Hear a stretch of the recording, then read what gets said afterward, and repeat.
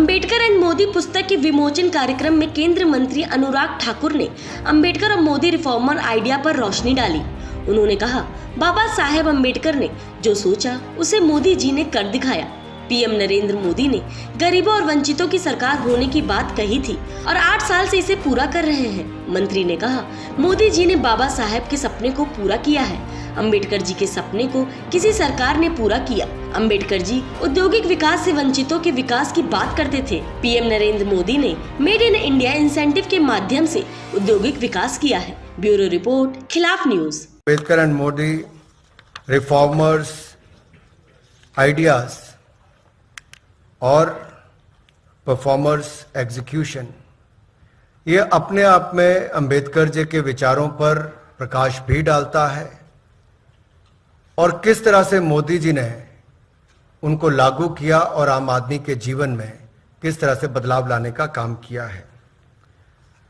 यानी बाबा साहब ने जो समाज के लिए सोचा उसको मोदी जी ने पिछले 8 वर्षों में कैसे कर दिखाया, ये अपने आप में बहुत कुछ कहता है।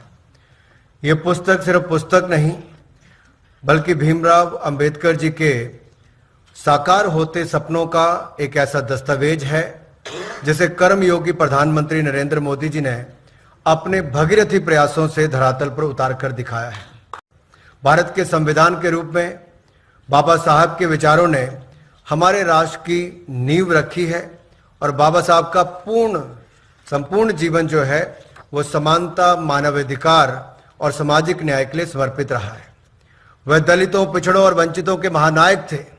उनके जीवन मूल्य और सिद्धांतों का आधुनिक भारत के निर्माण पर व्यापक प्रभाव है।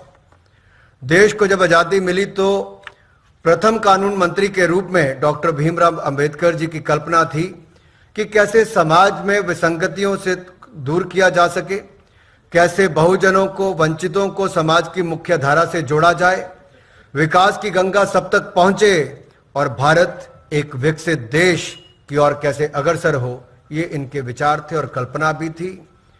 दुर्भाग्य ये रहा कि आजादी के बाद कई दशक बीत जाने तक कई सरकारें आई लेकिन उस दिशा में ज्यादा काम नहीं हो पाया।